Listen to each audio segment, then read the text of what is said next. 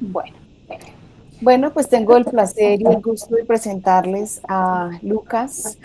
Él es un reconocido profesor de pregrado y posgrado de la Universidad de Florida, eh, amante por el estudio de la taxonomía sistemática, la genómica, la biogeografía. Creo que hay un micrófono encendido y no sé si me colaboran quién es.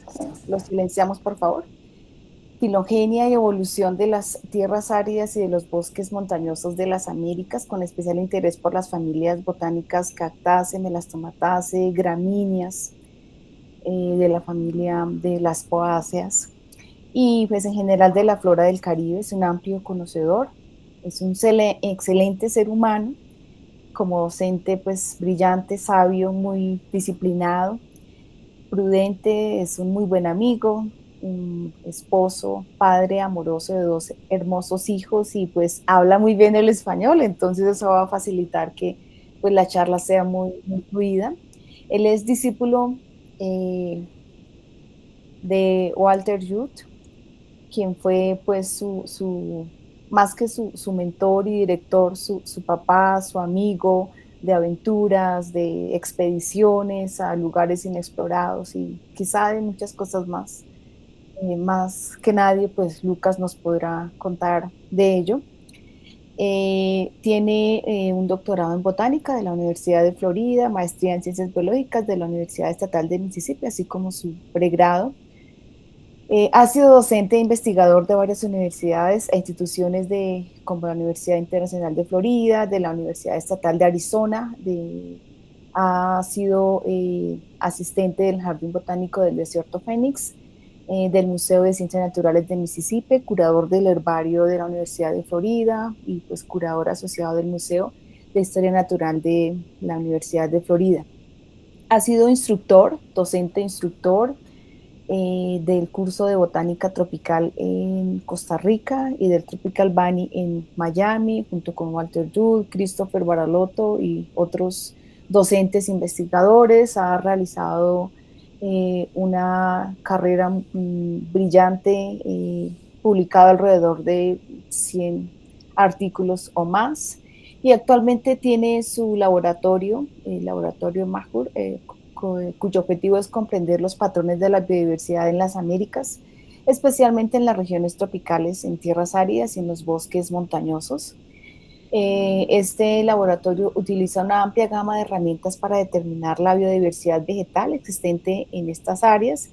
Incluyen la filogenética molecular, los estudios morfológicos y citogenéticos, así como el trabajo de campo intensivo, eh, los estudios en museos y la generación y uso de especímenes de herbario, pues son el enfoque principal y el motor del trabajo de laboratorio. Pues allí tiene estudiantes tesistas de pregrado y de posgrado, a quienes les dedica gran parte de su tiempo, y cuenta con proyectos su laboratorio como filogenia global de las Melastomataceae, evolución de las cactáceas de la cordillera de los Andes, estudios de biogeografía y biodiversidad del Caribe y evolución de las tunas. Entonces, esto es un resumen corto de toda la trayectoria que hasta el momento Lucas ha construido con su disciplina y con su amor por las plantas.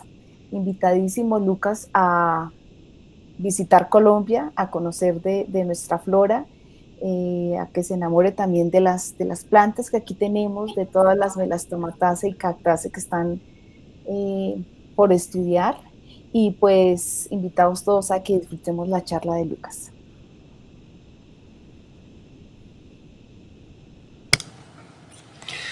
Bueno, muchísimas gracias, André, por la invitación. Es un placer mío estar aquí con ustedes esta tarde. ¿Me escuchan bien? Sí, sí, señor. Sí. Ok, ya, Eh, muy bien. Vamos a dar espacio, Lucas, antes de que tú inicies la charla. Vamos a dedicar 5 minutitos precisamente a esa persona que te acompañó durante muchos años, que te tomó de la mano y que Sí. te formó, te pulió y te hizo gran parte de lo que hoy en día eres, y que también ha sido como la inspiración para muchos otros. que nos gustaría en algún momento llegar a ser como el puente. Entonces voy a invitar a los estudiantes del semillero que hicieron un trabajo rápido y muy bonito para rendir un pequeño y corto homenaje a Walter Judd, especialista en melastomatasia también del corazón. No sé Ay, si qué hay un bueno. micrófono, la señora, el micrófono abierto. Alex, ¿tú podrías por favor cerrar tu micrófono?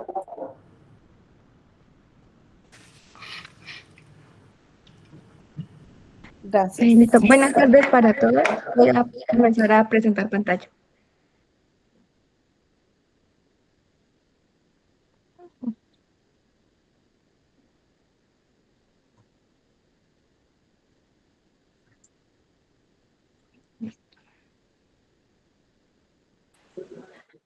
Muy buenos días a todos. ¿Me escuchan?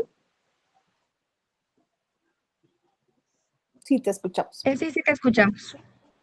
Vale, muchísimas gracias. En el día de hoy queríamos hablar un poco sobre la vida y obra del profesor Walter Judd. Mi compañera Ana y su presente yo, Angie, vamos a hablar un poquito sobre su formación académica, su carrera académica, su liderazgo científico, algunos aspectos personales, un mensaje muy bonito que dejó la profesora Simba Keba y también algo sobre sus obras. Comenzando, Walter Stepjud fue uno de los botánicos sistemáticos con más influencia a finales del siglo XX y a comienzos de este siglo XXI. Él nació el 14 de abril de 1951 en Fairbanks, Alaska. Él creció en un entorno rural en el sur de Michigan, donde desarrolló una fascinación temprana por la naturaleza y desde niño construyó su propio museo de historia natural en un gallinero vacío. Esa curiosidad no fue pasajera, fue el inicio de una vida dedicada a comprender la diversidad vegetal. ¿Podrías pasarla, por favor?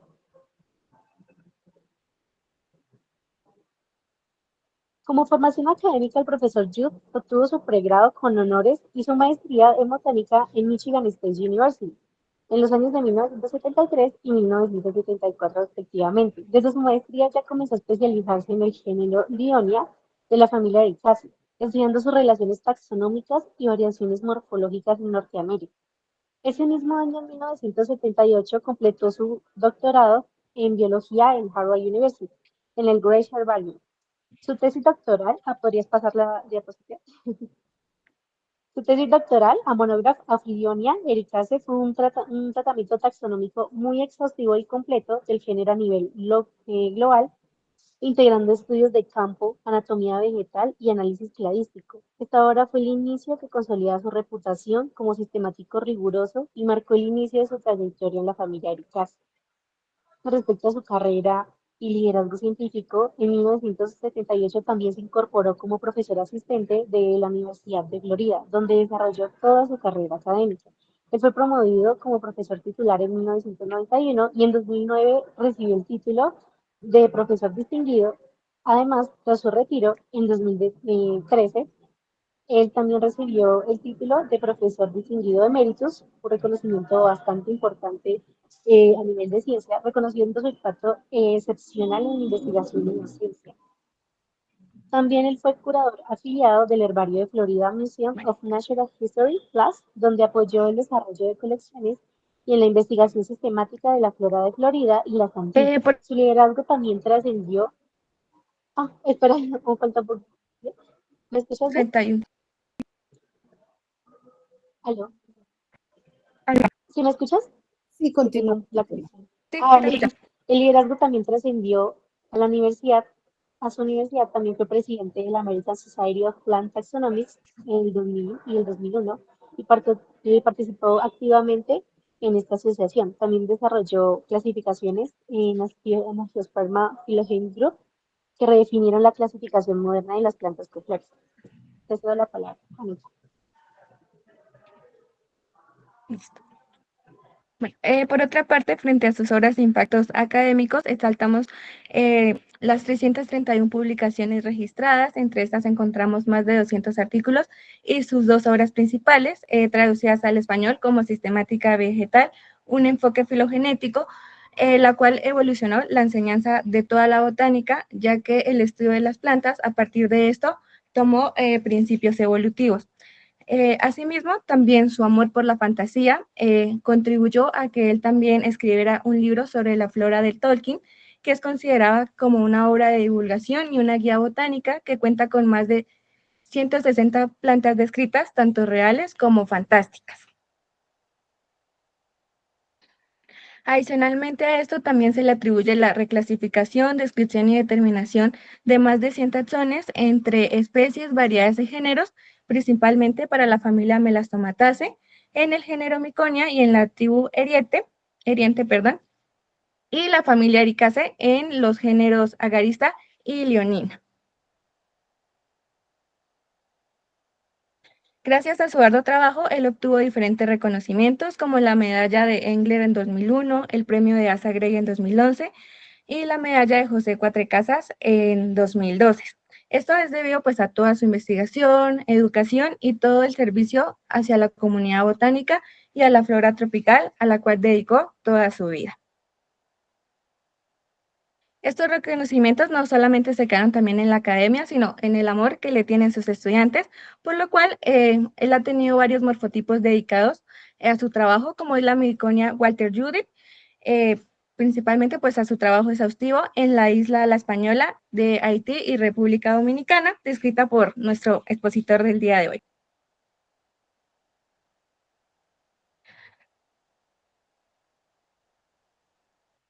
Bueno, la A profesora continuación, Andrea Simbaqueos, gustaría relatar realmente un pues la mensaje. vida de Walter Judith Aló, la inspira y pues ella nos ha hablado mucho. Aló, sí, aló.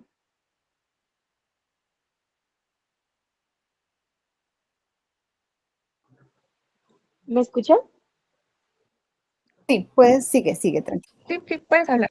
Ah, disculpa, es que no tengo la conexión, la verdad, está un poco mala. Eh, en este espacio quería dar un pequeño mensaje que me fue compartido por la docente Andrea Liliana Silvaqueva para el profesor Yu, quien fue para ella más que un amigo, un maestro y un ejemplo a seguir. El profesor Yu era un gran ser humano brillante, prudente, tranquilo y respetuoso, todo un caballero, extremadamente sabio y observador, curioso, toda una esponja, siempre sedienta de conocimiento sobre las plantas. Sabía de todas las familias de plantas vasculares, siempre respondía a mis preguntas, así muchas veces las entendiera a medias por el idioma. Le gustaba hacer chistes en las clases, que yo tampoco casi nunca entendía por el idioma, pero entiendo que eran chistes ya que todos se reían con él. Tuve la oportunidad de asistir a sus clases. Eran puntuales, amplias y nos hablaba y compartía sus apuntes y dibujos hechos a mano con los caracteres vegetativos y reproductivos que nos permitían reconocer las familias.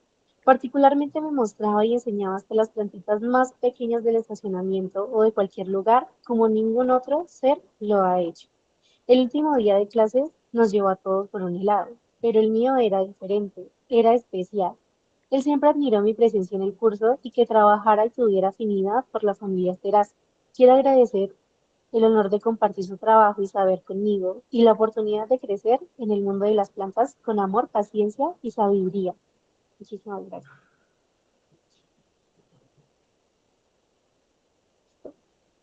¿Puedes pasar?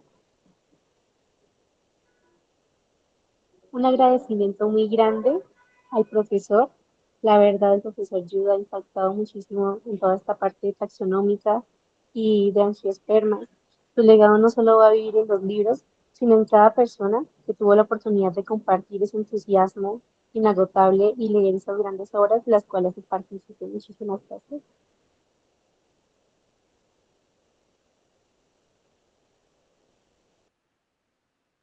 Muchas gracias, Ana y Angie. Sin palabras, muy amables por ese recuento corto de todo lo que Walt hizo y pues se merecerá siempre los mejores homenajes. A continuación damos el espacio a Lucas para que pues nos acompañe ahora con la exposición de un tema tan interesante como las melastomataceae del Caribe.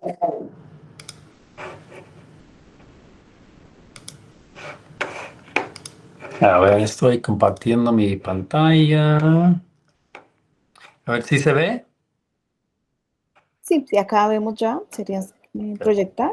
Ok, listo. Ahora sí. Bueno, primero quisiera decir que fue excelentísimo ese homenaje para Walter Judd. Obviamente se lo merece 100% y bueno, tal vez durante la charla yo puedo hablar un poco más de él sobre algunas cosas que ha hecho o tal vez después de la charla podemos hablar un poco más de él porque de verdad él fue una inspiración mía, pero tremendo, tremendo. No solamente cuando estaba haciendo mi doctorado, sino que después yo hice un postdoctorado con él y hasta que se falleció estuvimos trabajando juntos. Entonces, siempre fue una gran inspiración mía, no solamente para la ciencia, sino que para la vida, ¿no? O sea, una persona absolutamente increíble. Así que muy buen trabajo lo que mostraron de su vida y de todo que ha hecho, ¿no? Increíble persona. De nuevo, muchísimas gracias por la invitación. Es un placer hablar un poco hoy sobre la familia Melastomataceae, una familia que empecé a trabajar en 2012 por Walter Judd, por él mismo. Como él había estudiado la familia mucho tiempo, me invitó a trabajar con él como postdoctorado. Y bueno, en ese momento como que me enamoré totalmente de la familia y me empecé a trabajar de la punto de vista de la familia del Caribe, pero también me he metido un poco más profundamente durante los años, ¿no? Entonces voy a hablar sobre el grupo del Caribe, pero también les voy a dar algo como que generalidades de la familia y algo que sabemos sobre su biogeografía, su origen y este tipo de cosas, ¿no? Bueno, yo creo que tal vez todos en esta audiencia ya saben mucho de la familia Melanotomataceae, pero yo pensé que yo podía darles algo sobre las distribuciones y morfología del grupo, ¿no? Es un grupo que principalmente ocurre en los trópicos mundialmente, ¿no? No solamente está en el neotrópico, sino que en África, está en Asia, hasta Australia llega, está en todo el mundo, pero principalmente la diversidad de esta familia está en el neotrópico. Tenemos casi 6.000 especies globalmente, 3.600 o más, por lo menos 3.600 especies que se ha reconocido existen en el neotrópico. Entonces, forma una gran parte de la diversidad de las familias que vas a ver cuando estás en los bosques tropicales húmedos en el neotrópico. Entonces, una familia es sumamente importante. Se puede reconocer por varias vías, pero una de esas será los caracteres vegetativos, como se puede apreciar aquí muy bien en Miconia racemosa. Esta es una foto que tomé de esta especie en Surinam. Las hojas son opuestas casi siempre y tienen una venación muy particular. Tienen una vena principal, unas venas laterales, tal vez dos o tres o cuatro pares.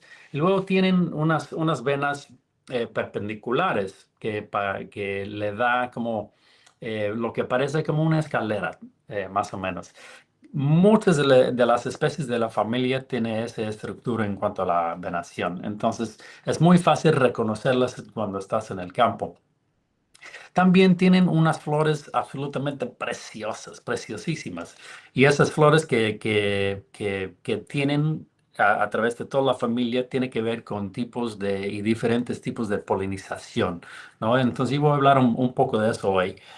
Aunque yo podría hablar por días sobre la polinización en Melastomataceae porque hay tantos diferentes tipos. Pero la mayoría de las especies son polinizadas por abejas y por vibración. Entonces, usualmente las anteras de los estambres tienen un poro en el puro ápice y de ahí mismo cuando una abeja entra a la flor, empieza a vibrarlo así y salen los granos de polen así como si fuera un salero o algo así, ¿no? Eh, los estambres pueden llegar a ser sumamente increíbles en esta familia, decirlo de esa forma. Aquí en la parte baja de la pantalla yo tengo algunos ejemplos de cómo pueden desarrollar los estambres en este grupo. Y digamos que estás mirando una miconia. Las miconias son excelentísimas, son casi 2000 especies, pero no tienen los estambres más interesantes de la familia, ¿no? Parecen muchas así de esta forma, o sea, tienen la antera, tienen el conectivo, realmente casi siempre sin muchas protuberancias o extensiones o algo así, y tienen un poro apical en las tecas de las anteras. De ahí mismo salen los granos de polen. Pero en muchas especies de melostomatáceas tienen esta estructura que es una extensión del conectivo. En las melostomatáceas lo llamamos como pelo conectivo. Eso quiere decir como el pie o la parte del conectivo, ¿no? Es una extensión que muchas veces puede ser modificada de alguna forma dorsal o ventral y puede ser de diferente color de la antera, del filamento, y eso es una atracción para polinizadores, ¿no? Otra cosa que suele pasar en algunos géneros es que pueden llegar a tener heterantia. Lo que quiere decir es que los estambres antisépalos y antipétalos son diferentes. Entonces llegan a tener, digamos, si tienes 10 estambres, como en este ejemplo de microlicia, tienes 5 estambres que son usados para atraer a los polinizadores y para alimentarlos con un tipo de polen que no es viable. Y luego tienen los estambres por debajo que son morados, que son las tramposas, ¿no? Esos son los estambres que están ahí para pegarle a la panza de la abeja para depositar el polen. Entonces, cuando entra la abeja, y yo tengo una foto aquí de otra especie de Melastomataceae, entra ahí para comerse los estambres que son de alimento, ¿no? Y mientras está vibrando la flor, estas por debajo, con las anteras moradas, está depositando el polen en la panza de esta abeja.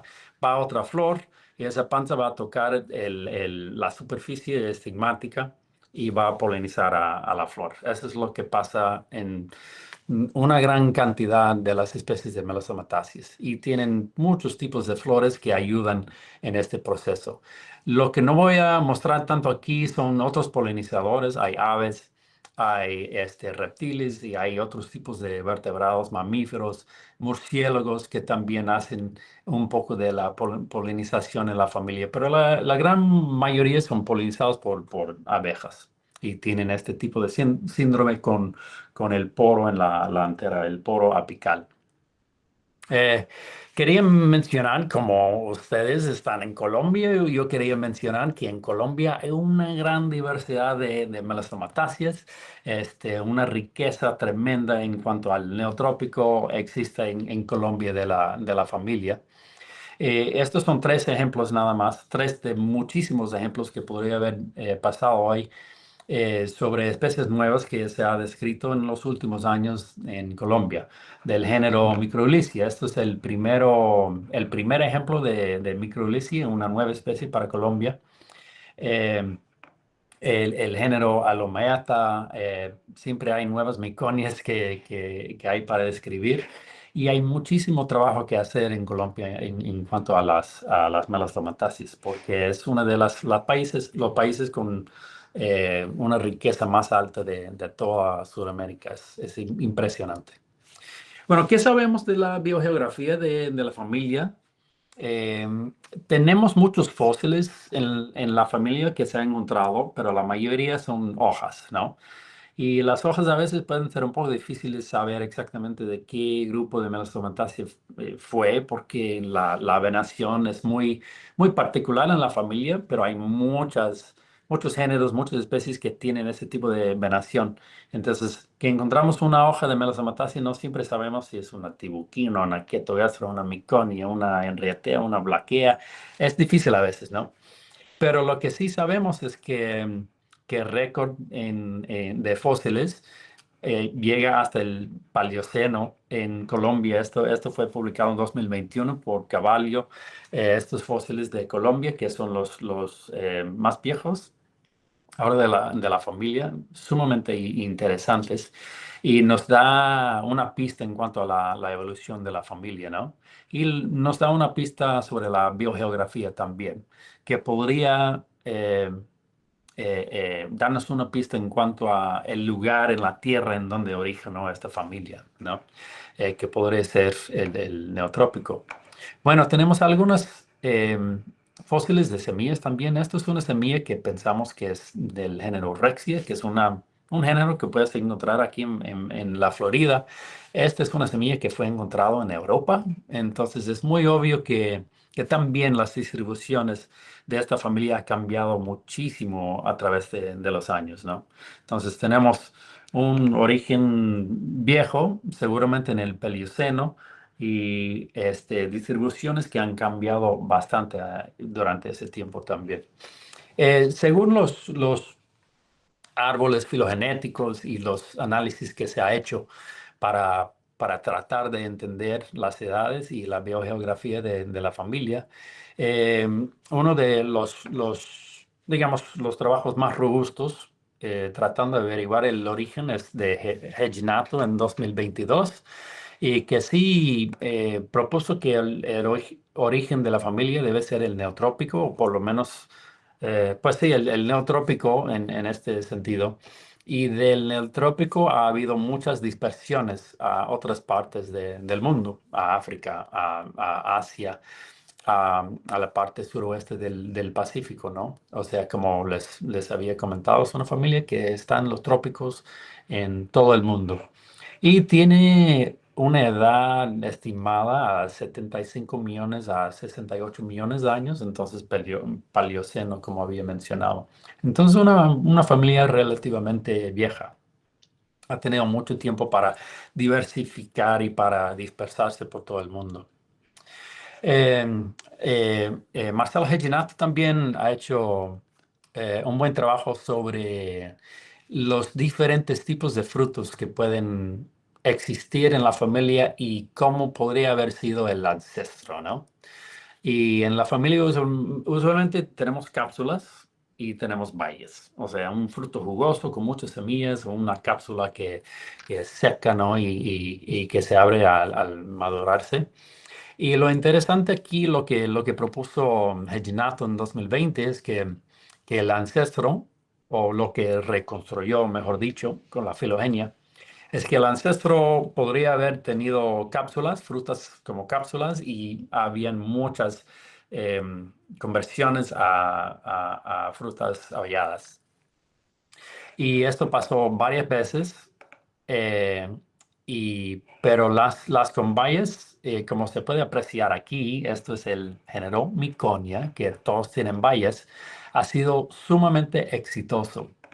Y eso podría tener una lógica, ¿no? O sea, si tienes una baya, tal vez tienes mayor probabilidad de ser dispersado por un animal como un ave u otro tipo de vertebrado, insecto, etcétera, ¿no? Y tal vez es un poco más difícil de dispersar a las semillas con una cápsula, especialmente a largas distancias, ¿no? Entonces, las bayas tienen a veces mejor probabilidad de expandir una distribución de un grupo de plantas tal como miconia.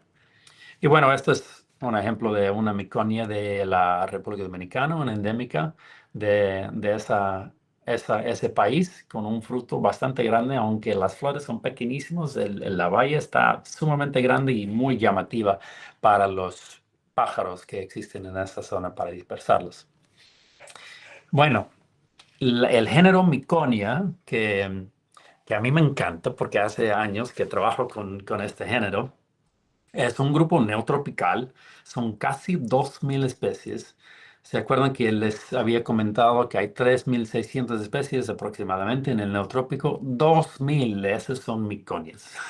Y hay muchas más por describir en todo el rango de su distribución, ¿no? Siempre hay más que aprender de las miconias. En cuanto a morfología, las miconias hacen todo.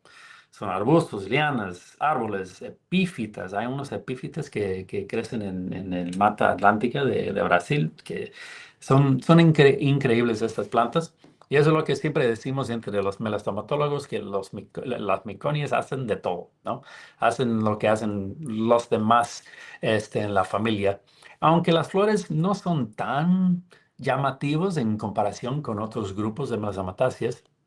Lo que quiero decir ahí es que no tienen todas esas protuberancias, apéndices y esas cosas que tienen otros miembros de la familia, ¿no? Usualmente tienen los estambres más o menos normales, o sea, no tienen muchas extensiones del conectivo, no tienen apéndices usualmente, y tienen un poro, o puede tener en el caso de algunas especies de las Antillas, Miconia backeri es parte de ese grupo, tienen como hendiduras que forman, seguro son homólogos a los poros, pero han expandido a través de toda la teca y longitudinalmente se abren así. En vez de como un salero, abren así y dispersan el polen así, ¿no? Y varias de esas especies son polinizadas por murciélagos, entonces creemos que eso es un cambio de polinización que ha resultado en esa morfología. Bueno, como les había comentado, estas Miconia tienen bayas. Entonces tienen la tendencia de poder dispersarse por largas distancias. También hay muchas especies en este grupo que son invasoras en partes de sus rangos introducidos. Por ejemplo, Miconia calvescens en Hawái, en Tahití. Esta es una especie nativa de Colombia, de Ecuador, de Perú, etcétera. Y ahí no es ningún problema, ¿no? Pero en lugares donde ha sido introducida es una plaga total. Y esto también se puede deber a, eh, apomixis o apogamia. En algunas especies de Miconia ni necesitan la unión de gametos para hacer las semillas. Forman semillas asexuales o clonales y en ese caso pueden llegar a ser devastadores en estos paisajes. Bueno, como decía el título, yo quería enfocarme un poco de las melastomatasis del Caribe, en este caso realmente enfocándome en el género Miconia y verán por qué.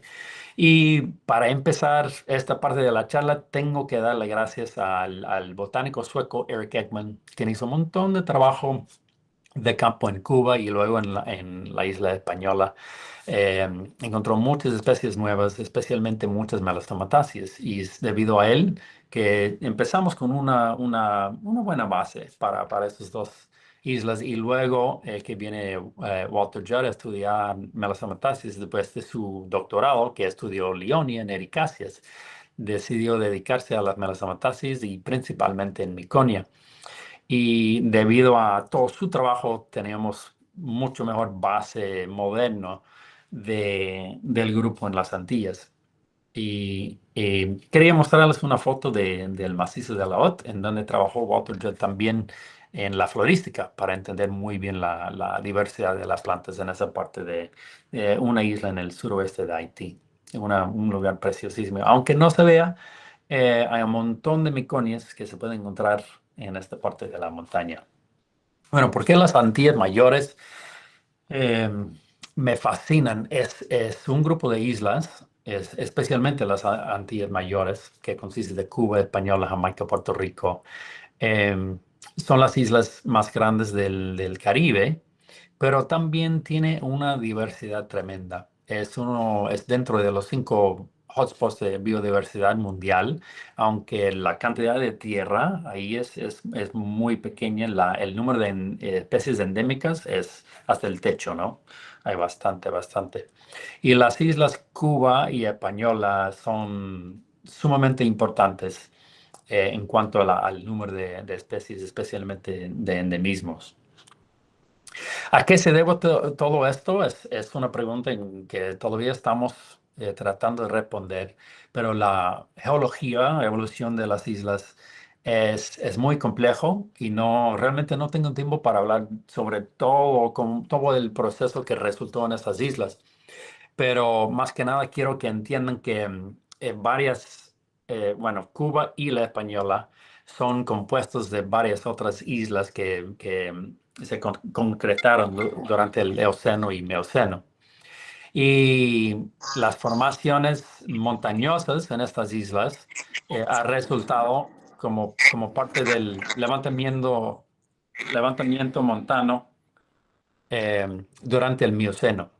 Entonces tenemos partes de estas islas que son derivados de volcanes, son de origen volcánica, pero también tenemos otras partes que son de este proceso de levantamiento montano y entonces que levantó sustrato del océano. Entonces en estas montañas a veces a 1500 metros tú vas a encontrar roca calcárea porque vino de los corales del océano, ¿no?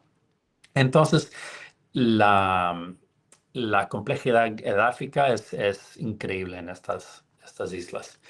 En cuanto a, por ejemplo, la isla Española, tenemos varias cordilleras, la septentrional, Macizo Norte, Cordillera Central, Macizo Cajos, Sierra de Neiva, la Selva Uruco y la otra. Y estos son los lugares principalmente en donde vas a encontrar las melastomatáceas porque están en las alturas. O sea, la gran diversidad están en esas montañas. Entonces, usando un grupo como melastomatáceas, ¿cómo llegas a entender la evolución de la diversidad montana en las islas? Nosotros queríamos usar la filogenia para tratar de entender cómo ha evolucionado las melastomatáceas en las islas, ¿no? Y puedes pensar en varias patrones que podrías ver, ¿no? Por ejemplo, podrías tener introducciones repetidas desde áreas continentales, porque sabemos que es un grupo que ha venido del continente a las islas para poblarlas, ¿no? También podrías tener, después de que llegue un ancestro, podrías tener radiaciones in situ en las islas. Y eso podría también, o sea, las montañas podrían influir en cómo pasa eso. Podrías tener dispersiones de largas distancias entre cordilleras y eso hace que haya aislamiento entre especies, ¿no? Y especiación. Radiaciones in situ dentro de la misma cordillera puede pasar por hasta con especies en simpatría de alguna forma o por gradientes de elevación diferentes de ecología. Hay varias maneras que podría pasar. Podrías tener aislamiento perífero en cuanto tienes, digamos, una población ancestral grande y por alguna razón una subpoblación de eso se difiere de la población grande y hay especiación en esa instancia. Evolución reticulada es otra manera en que podría en que la diversidad podría suceder en este caso. Eso sería por hibridación entre, digamos, dos parientes parentales y que el híbrido no sea compatible con ninguno de los padres, ¿no? Y en ese caso podrías tener especiación como que inmediata. Y también podrías tener patrones edáficos, ya que tienes roca calcárea, volcánica, esquistos, serpentinos, muchos tipos de suelo, ¿no? Que pueden influir en esto. Bueno, primeramente, ¿qué sabemos de la diversidad de Meconia en las Antillas Mayores? En total tenemos más de 380 especies. De esas, unas 325 especies son endémicas de las Antillas Mayores. Esa cantidad de especies, la mayoría se debe a cuatro clavos principales. Estos serían el grupo Sagraea, el grupo Sagraea, que tiene como 45 especies, Kenopleura, que tiene 55 más o menos, de hecho tiene más ahora, el grupo caribeño, que tiene 160 especies, o sea, tiene la mayoría de las especies endémicas, y el grupo Mecranium, que tiene por lo menos 25 especies, ¿no? Luego tenemos unas endémicas aisladas, que dentro de la filogenia sale, digamos, que tuvieras un ancestro que llegó a la isla y diversificó a una especie nada más, ¿no? Eso ha pasado muchas veces en las islas. Y también tenemos especies de amplia distribución que han llegado a las islas y esto nos empuje el número más alto de 325, ¿no? Perdón. Para mostrarle lo que quiero decir sobre especies de amplia distribución,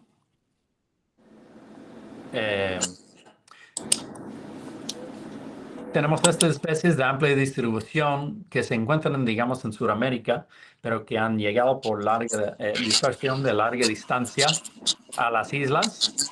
Y un ejemplo de esto sería Miconia racemosa. Esta es una que, por ejemplo, está en Jamaica.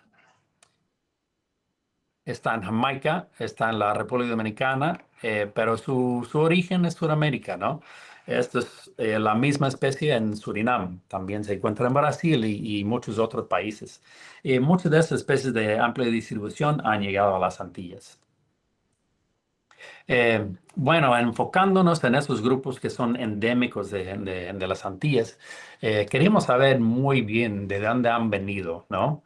Porque como sabemos que han venido del continente en algún momento, entonces puedes producir una filogenia y puedes hacer un análisis de biogeografía para tratar de averiguar de qué parte del continente han venido, ¿no?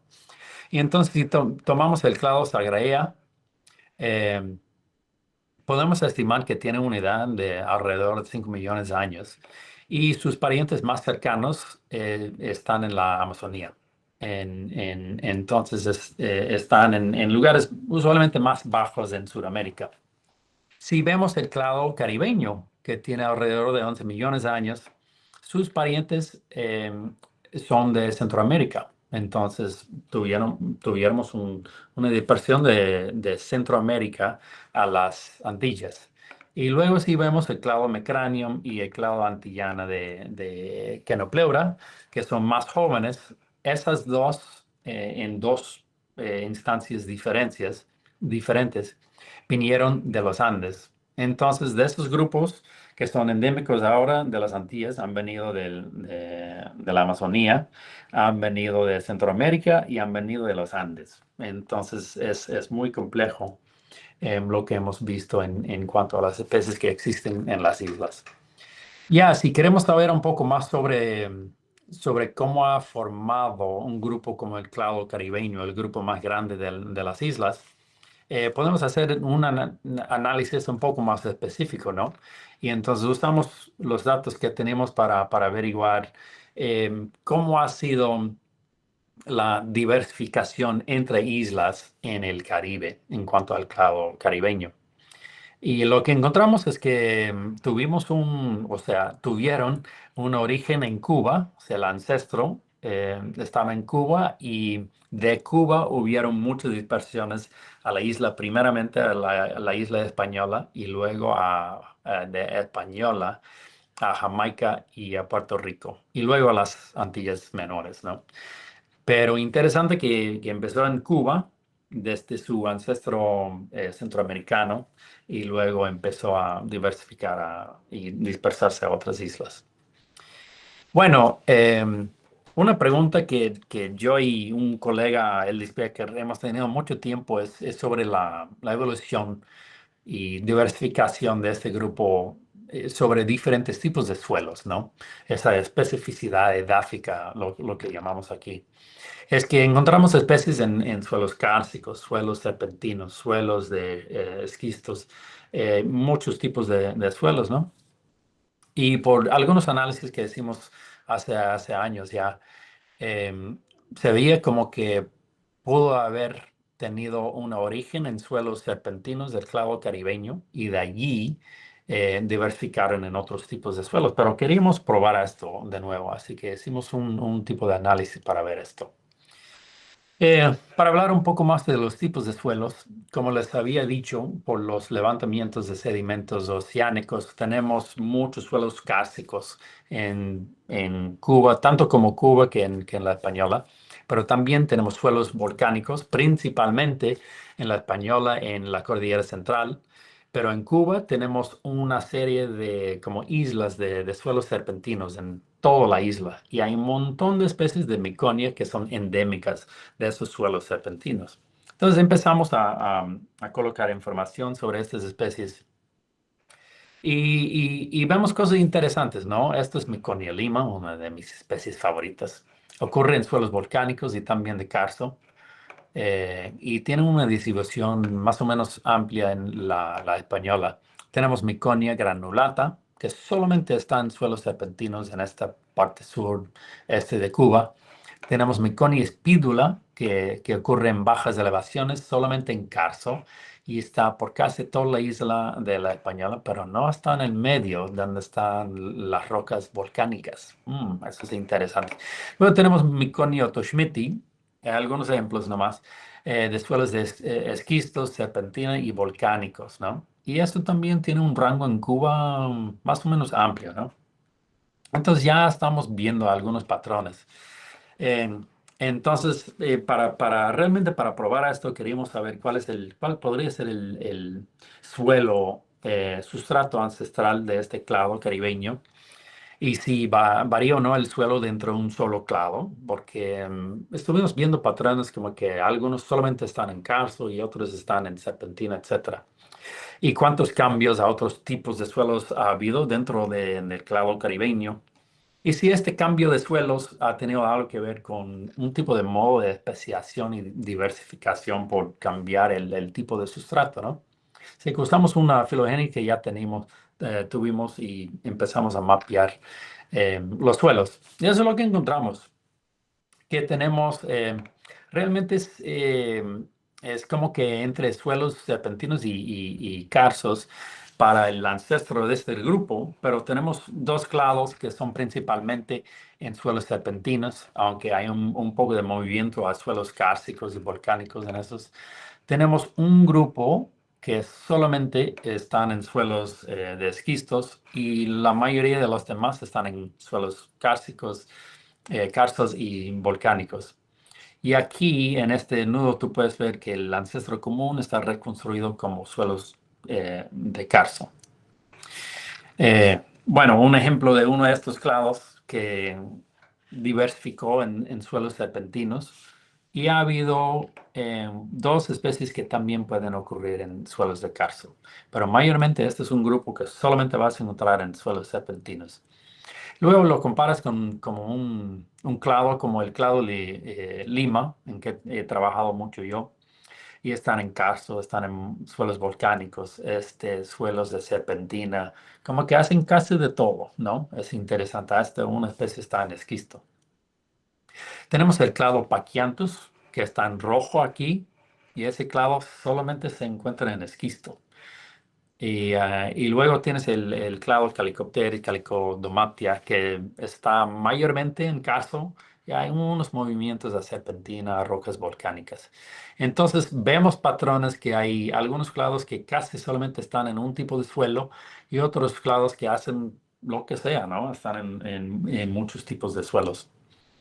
Entonces, otra vez el patrón que vimos es que las especies de amplia distribución o tienen la posibilidad de existir en muchos tipos de suelos o están en el karsto.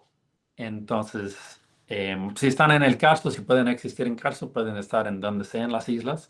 Y si pueden existir en diferentes tipos de suelos, pueden existir en donde sea. Pero los que son más especializados usualmente están en un tipo de suelo. Y vemos un patrón así. Este es un ejemplo que les voy a dar, que podría haber sido en parte por la especificidad de suelos, parece ser un catalizador de especiación en ese grupo. Porque tenemos una especie que solamente está en karsto, otra especie que está en suelos serpentinos y otra especie que está en suelos volcánicos, ¿no? Entonces parece que hay patrones en cuanto a los suelos y la especiación en algunos de sus grupos. En general, el éxito de este clado más grande de las Antillas mayores es el clado caribeño, fue su habilidad de invadir suelos kársticos. Como hay tanto karsto, que realmente es muy diferente que la mayoría de lugares en donde se encuentran melasomataceae, ¿no? Usualmente les gustan los suelos ácidos, entonces que puedan y que existan en suelos kársticos es algo muy interesante. Bueno, ahora vamos a enfocarnos un poco más solamente en las meconias de la isla española. Eh, Otra vez, esta isla tiene 6 principales cordilleras. La septentrional, Cordillera Central, Neiva, Caus, Bauruco y Laot. Hay casi 200 especies de melasomataceae en la isla española. 111 de estas son endémicas.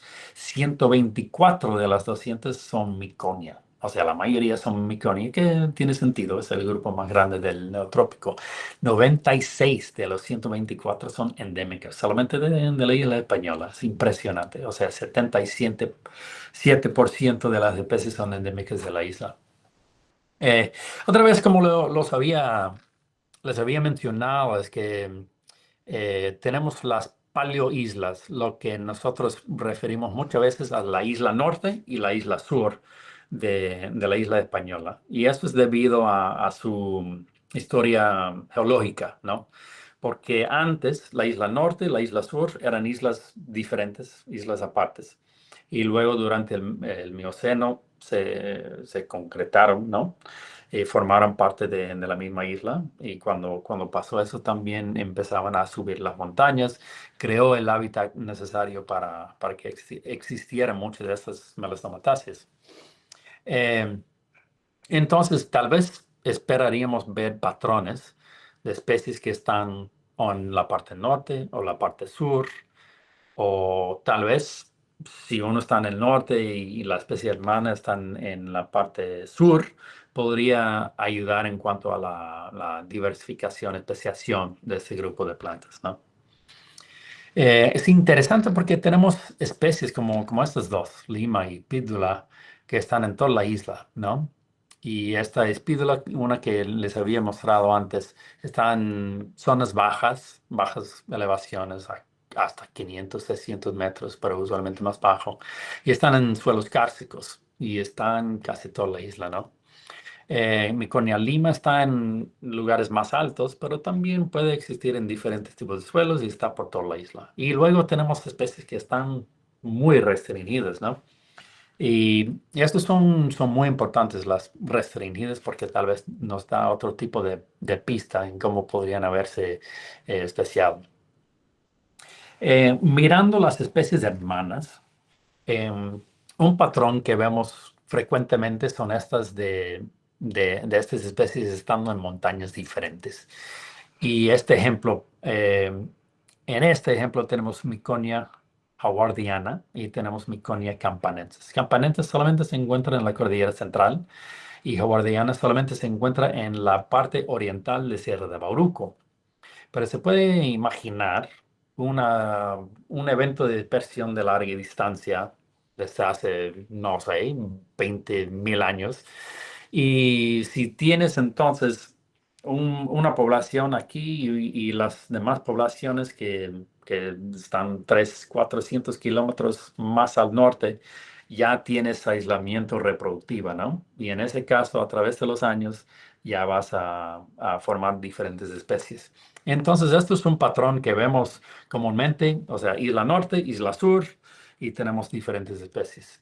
Aquí lo mismo, isla norte, isla sur, tenemos Miconia Miguel Fuertes y Miconia gracilifolia, que está en la Sierra de Bauruco al sur, y han formado diferentes especies en estos lugares diferentes. Tenemos unos casos extremos, eh, todavía isla sur, isla norte. En la cordillera central tenemos esta nueva especie que estamos describiendo y tenemos esta especie Miconia pañolensis que solamente está en un pico aquí en macizo de la Ota. Pero es otro ejemplo de estas especies hermanas que están muy alejadas uno de la otra, ¿no? Otra vez este patrón, y esto es interesante porque tenemos Miconia krugi, que está en la cordillera central macizo de Nord. Y luego tenemos dos especies hermanas que están en el mismo sitio, que es en el Parque Nacional Macayá, en Macizo de la Ota. Lo interesante de estas dos es que aunque están en la misma montaña, eh, están en diferentes rangos de elevación y o sea, moderadamente diferentes ecologías. Entonces, esto parece ser como dispersión de larga distancia y aislamiento así por distancia, pero luego a otro nivel es un tipo de especiación que podría haber ocurrido por las diferencias de ecología, diversidad de nichos, podríamos decir, ¿no? Entonces, otro tipo de patrón. Bueno, tenemos algo así. Estas son especies hermanas para Paralimoides y Pedunculata. Y Las dos están en la cordillera central y solapan las poblaciones un poco, pero no totalmente. Entonces, parece ser un tipo de aislamiento perífero, como si tuvieras poblaciones ancestrales y algunas de esas poblaciones, por diferencias moderadamente de ecología, forman un tipo de aislamiento reproductivo y terminan en especies diferentes. Esto es una hipótesis, esto no hemos eh, estudiado tanto, requiere más estudio. Tenemos algo similar en cuanto a Miconia lima, Miconia limoides, está mostrando ese mismo patrón. Miconia lima está por todas partes, limoides solamente está en la isla sur y a veces crecen juntos eh, y a veces las poblaciones están no solapando, ¿no? Como que casi solapando. Entonces es un patrón similar a lo que vemos con Paralimoides y Pedunculata. Ahora tenemos algunos grupos de especies que solamente están en la isla sur. Y yo diría claramente, están separados por largas distancias. Algunos están en Massif de Alot, los demás están en Sierra de Bauruco, Massif de la Selle. En el caso de esta nueva especie, Miconia corticana y lanceolata, de hecho están cerca, ¿no? Pero no están solapando en distribución. Esto también parece ser un poco de como que aislamiento perífero en conjunto con aislamiento de larga distancia, ¿no? Entonces, es complicado lo que está pasando en cuanto a la especiación en este grupo. Vemos algo muy similar en este otro clado, pero todavía el patrón es Sierra de Bauruco, Macizo de la otra, ¿no? Tenemos solamente las especies en la isla sur de este grupo. Lo mismo.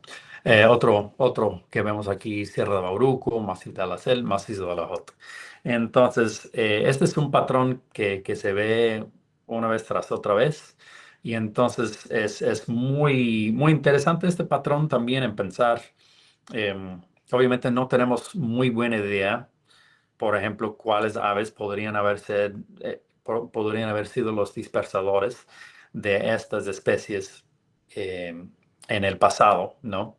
Entonces, tenemos hipótesis y tenemos mucho todavía para analizar para realmente entender los patrones que estamos viendo en cuanto a la especiación de esos grupos.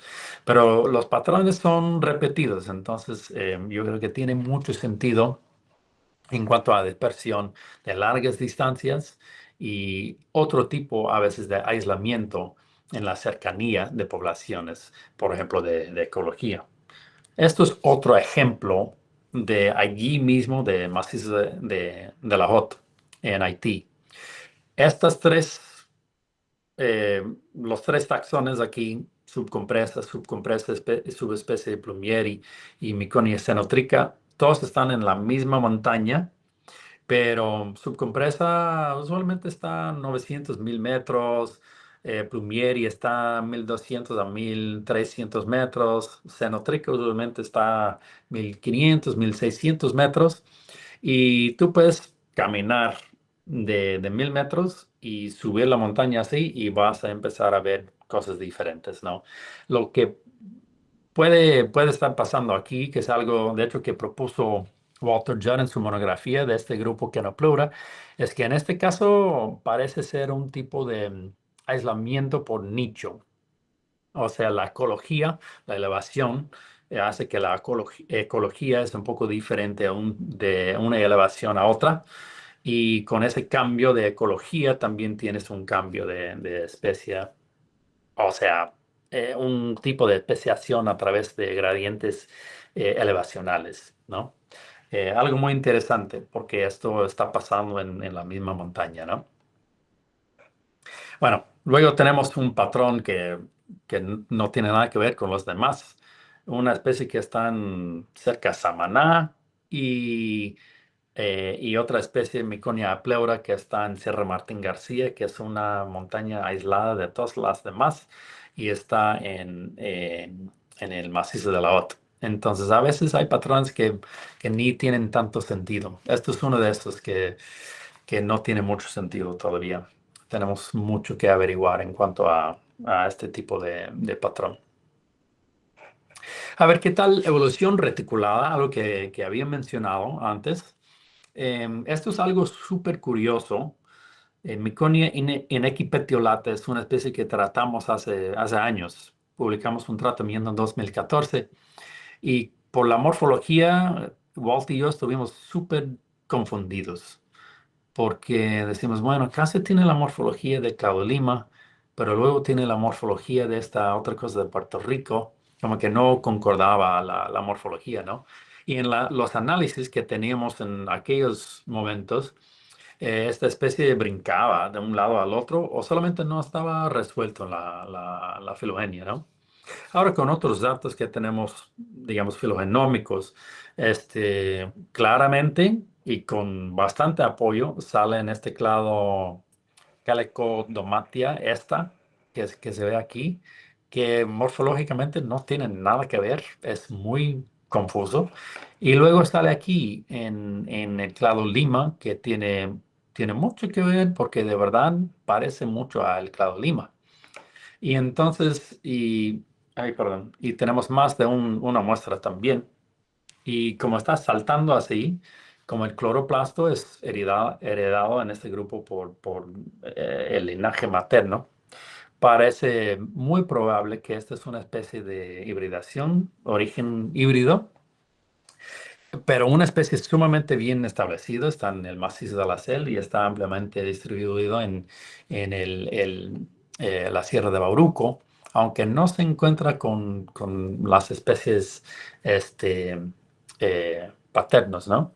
Entonces es uno de esos casos muy intrigantes que tenemos que analizar un poco más a fondo para entender exactamente cómo originó, pero parece ser de evolución reticulada, de un evento de hibridación. Y esto podría estar pasando en otros grupos y podría hasta ser más complejo um, esta, este asunto de especiación y radiación de ese grupo en la isla. Bueno, ¿qué podemos decir sobre los patrones de especiación en Miconia de la Española? Tenemos dispersión de larga distancia entre montañas, especiación por aislamiento perífero, lo que estamos infiriendo por lo menos. Separación por gradientes de elevación es obviamente está pasando en algunos grupos como subcompresa que les mostré. Tenemos evolución reticulada y tenemos una diversificación. Yo diría que es más o menos obvio que tenemos esta diversificación en algunos clados por la adaptación a diferentes suelos en diferentes zonas. Entonces, como que lo que puedes entender de este grupo es muy complejo, la diversificación, y hay otras cosas que podríamos meter aquí, pero la diversificación de ese grupo en la española es complicado y hay muchos factores que resultan en lo que vemos ahora, hoy en día, en cuanto a la diversidad de ese grupo. Entonces, es un grupo sumamente fascinante, ¿no? Y que todavía requiere un montón de estudio. Bueno, aquí agradecimientos porque todo lo que les mostré hoy son trabajos hechos por colegas, o sea, el trabajo ha sido por mucha gente, no solamente mi trabajo, ¿no? Entonces tengo que agradecer a muchísima gente, especialmente a Walter Judd, quien me metió en el mundo de las melastomatáceas. En la española he trabajado muchísimo con Teodoro Clase, Yomi Piña, que trabajan en el Jardín Botánico Nacional de Santo Domingo. Claro, Eric Ekman, que ha colectado melastomatáceas y como que formó la base de lo que sabemos. Dan Skeen, Lucas Bacci, un postdoc que estaba en el laboratorio, Fabián, Calangeli y mi laboratorio también, Eldis. Y hay muchísima gente que no está representada aquí, que ha sido parte del grupo de melastomatólogos y que sigue siendo y que están haciendo trabajos fantásticos. Así que, eh, bueno, esto es lo que tengo para ustedes. No sé si alguien tendrá una pregunta.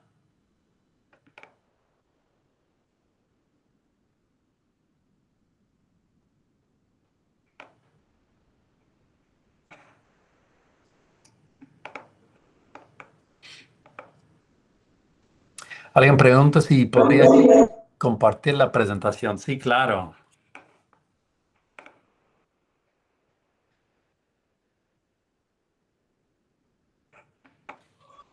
Yo tengo una pregunta con respecto algunas regiones, por lo menos acá en Colombia, pues en el caso en el que yo me encuentro, que es Farallones de Cali, algunas melastomatáceas se comparten en cuanto a su distribución de la cordillera central a esta occidental.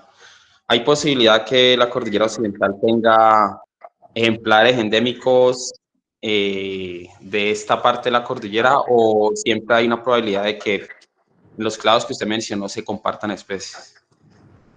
Buena pregunta, buena pregunta. Yo creo que siempre que si fuera, si hubiera un poco de aislamiento reproductivo, de un lado al otro de la montaña podrías tener especies endémicas, ¿no? O sea, porque esto es lo que se ve no solamente en las Antillas, pero en muchas montañas en Centroamérica, Suramérica, cuando tienes hasta un poco de aislamiento reproductivo, eso podría eh, empezar el proceso de especiación. Entonces podría ser muy probable que tengas especies diferentes de un lado al otro. Sí. Y podría, digamos, si yo tenga alguna salida de campo reciente Mm. en el área, podría enviarle fotografía al correo o algún... Sí, claro que sí, claro que sí. Súper, muchas gracias, doctor.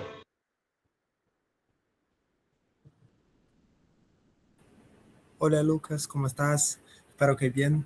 ¿Qué Eh, tal? Estoy bien y espero que en algún tiempo yo pueda quedar para trabajar junto con ti en Sí, Gainesville. claro que sí, claro que sí. Sí, Lucas, estaba curioso sobre la parte nomenclatural, una parte que me gusta bastante. Y Mm. yo pienso que desde el tiempo de Ekman para acá, las especies que fueron descritas en las Antillas deben tener cosas interesantes de manera nomenclatural. ¿Tiene alguien que está trabajando con esas cosas o es un campo ainda para empezar trabajos?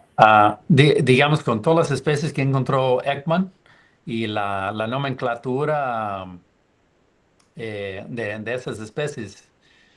Bueno, hay varios artículos sobre el trabajo de campo que hizo Ekman, tanto en Cuba que en la española. Y más que nada están tratando como que de ver sus rutas y qué colectó y cuándo y con quién y este tipo de cosas, pero si alguien está siguiendo los cambios nomenclaturales y taxonómicos, yo no sé si hay alguien que esté metido muy bien en eso, pero sería interesante ver esa parte, ¿no? Sí, es muy interesante cuando se Ujú, queda ujú. un poco más atento para las cosas de la historia y Sí. también para esta parte de tipificación, el Ujú. ectotipos. Entonces, es muy interesante. Una cosa Sí, para sí, sí. pensar. Sí, claro, claro. Muy bien, Gracias. Mateos. Muy gracias. Ok, hola Lucas, aquí de Bolivia te habla un poco Moisés. Hola. ¿Cuál, cuál es la hipótesis que tienes o la teoría para Sudamérica relacionada a los suelos? ¿Qué tan Ah, diferentes son los suelos para la especiación de especies? ¿Y piensas tal vez visitar Bolivia? uf.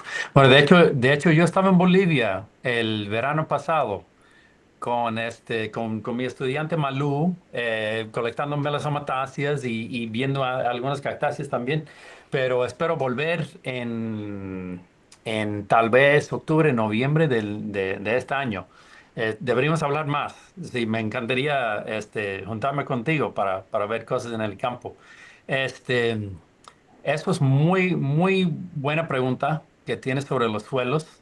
Eh, yo creo que lo complejo, lo difícil para mí es que tienes algunas especies que como que no les importara el tipo de suelo, porque pueden ocurrir en cualquiera. Pero hay otros que siempre están súper restringidos porque como no tienen la fisiología para, para soportar diferentes tipos de suelos. Entonces, yo creo que que hasta en los Andes yo creo que debe haber, honestamente no he estudiado muy bien todos los patrones de suelos en los Andes para responder muy bien a tu pregunta, pero yo creo que tiene que haber patrones muy marcados, ¿no? En cuanto a los suelos en diferentes zonas, especialmente para esas especies que no pueden soportar los cambios edáficos. Entonces me atrevo a decir, Mm. podemos implementar o pensar en un proyecto integral en Bolivia y donde tú estás para estudiar más, no solo de melastomatasia, sino también de otros géneros, otros grupos, que desde mi Claro. punto de vista en la zona de los Andes es bastante diverso. Aunque Sí. debo mencionar que tú conoces a Fabián Michelangeli, ¿no? Sí, es un buen amigo mío.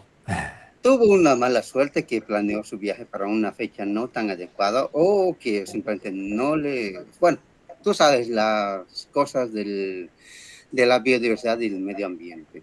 Sí. Entonces, ¿qué te parece? ¿Hablamos en privado? ¿Qué te parece la idea de hacer algo un poco más, no solamente como que tu área o el área de esta, sino algo mucho más amplio, Mucho que más no sea amplio. solo Bolivia, tal vez Perú, tal Perú, vez sí. Argentina y otros lugares que compartan este tipo de vegetación? Sí, yo creo ¿Hablamos que más en privado? claro que sí, claro que sí. Sí, sí, sí. Si me puede mandar su correo o igual si le puedo mandar mi correo, si podemos hablar después, sí, para pensar en un proyecto un poco más amplio. Y yo creo que sí tendría mucho sentido aumentarlo, ¿no? Incluyendo más grupos de plantas, no solamente melasomataceae. Sí, sería buenísimo.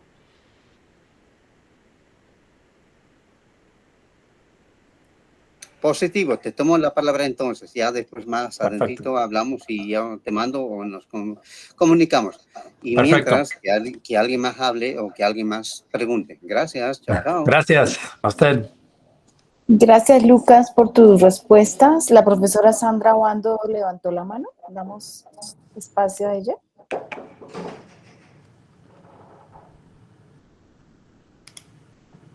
Sí, a ver, Sandra.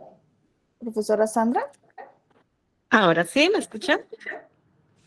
Sí, Bueno, gracias, doctor Lucas, por su conferencia, muy interesante. Yo estoy trabajando recientemente en una universidad del Caribe de Colombia, en el departamento de La Guajira, y me parece súper interesante su trabajo. No sé si Lucas ha estado en el Caribe colombiano. En solamente he sí, estado sí. en Cartagena una vez. Ah, ok. Y como no sé si habrá estudiado las especies de melastomataceae del Caribe colombiano, tal vez me parece interesante ver qué similaridades o diferencias hay entre esas especies en esas dos áreas. De todas formas, aquí todavía faltan muchos estudios florísticos en La Guajira, pero le comento que pues, es una región que tiene la zona costera, tiene humedales, tiene la Sierra Nevada de Santa Marta, tiene el Perijao, o sea, tiene una amplia variedad de ecosistemas, el bosque seco tropical. Y las melastomatáceas las tenemos como un grupo bastante importante dentro de la flora del departamento. Entonces, pues, tiene también un lugar importante para estudio. Sí, sí, sí, sí, sí, sí, sería magnífico ir a visitarles e ir al campo y ver todas las melastomataceae que tengan por allá, ¿no? Sí, sería muy interesante. También como por esa región como que está entre Caribe y Centroamérica y podría haber muchos patrones muy interesantes de Sí, distribución. me gustó mucho lo que incluyó en la charla sobre el suelo, porque aquí en esta zona también se forman como muchos microambientes, digamos así, por la Ujú. diversidad de los suelos que tiene, algunos más salinos, menos salinos, zonas épocas, tenemos el periodo de primodal, ¿no? De zonas secas y lluviosas, y eso hace también que varíe un poco el microclima y la vegetación de esas áreas. Entonces, tenemos un herbario también, el herbario de La Guajira. Entonces, me gustaría entrar en contacto con el doctor, porque sí es un grupo bastante interesante acá y diverso. Buenísimo, buenísimo. Claro que sí, claro que sí. Hay que mantenernos en contacto y a ver si podemos formar un plan. Sería buenísimo. Bueno, gracias, Profe- doctor. Muchísimas gracias a usted. Profe Sandra, el correo del profesor está en el chat para si Bueno, lo puedes gracias, Andreita. contactar por ahí. Gracias a ti también, Andreita. Bueno, Sandrita. En el chat nos saludan desde Bolivia, también Ángela Lanza. Muchas gracias, saludos desde La Paz, Bolivia, muy lindo el trabajo. También Hipólito Alvarado, muchas gracias por la charla, muy explícita su exposición. Quisiera saber si existen especies estrictamente ribereñas. Estrictamente, o sea, existen en las Antillas, no tanto, pero en otras partes sí. Por ejemplo, en Centroamérica, en Colombia. De hecho, una de esas que mencioné en la charla es una que recién describió que en 2024-2025 que fue descrito que casi siempre está a lo largo de los arroyos. Y muchas de las especies, especialmente de zonas bajas, se encuentran a lo largo de ríos, de arroyos, riachuelos. em, pero no siempre están en esos sitios. Hay otros géneros como triolena, monolena, algunos otros que casi siempre están solamente en los ríos. Pero en cuanto a las de las Antillas, no tanto, pero en otros sitios sí. Entonces sí hay algunas especies que solamente vas a encontrar a lo largo de los ríos. Sí, buena pregunta. Muchísimas gracias. Andrés Felipe también dejó tu correo en el chat, pero pues ya también escribí el correo de tu correo. La profesora Sandra de nuevo levantó la mano.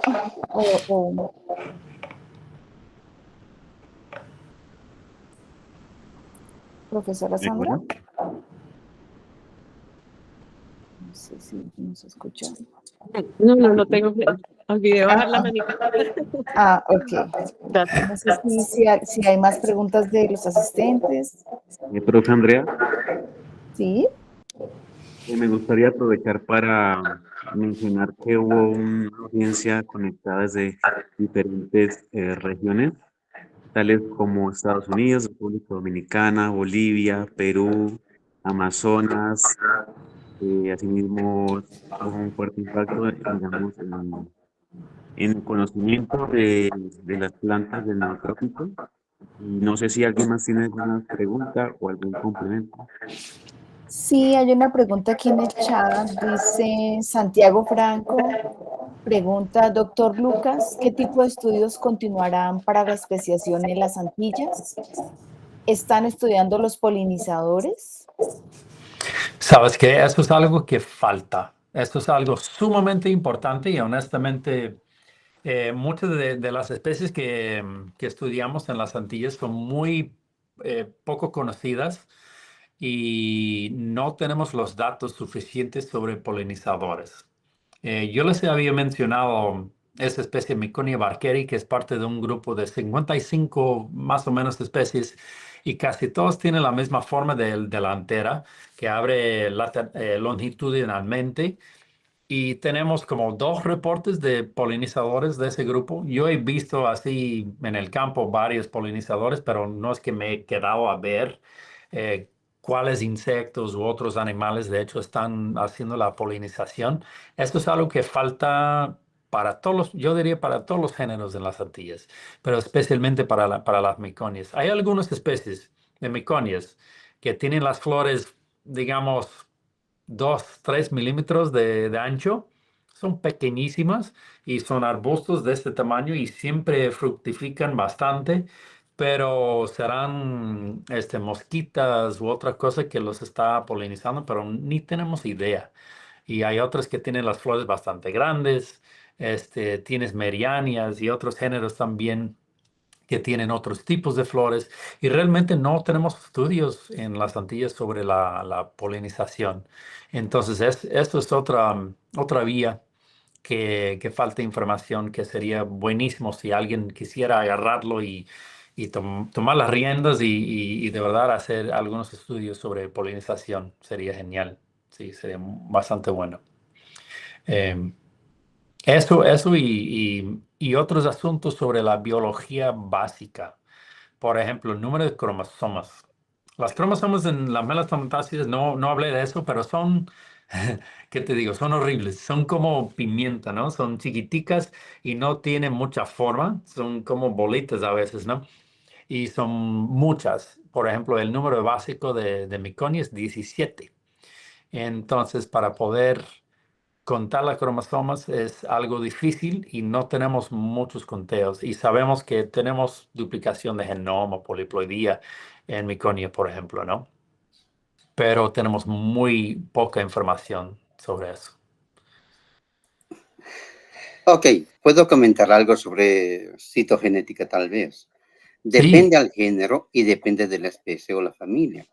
En Manihot, por ejemplo, que es mi grupo de experiencia más ujú, amplia, sí, supuestamente son triploides, la yuca cultivada, pero ujú, realmente tengo dudas, porque eso fue estudiado hace tanto tiempo y ahora con tanta experiencia, ¿quién sabe?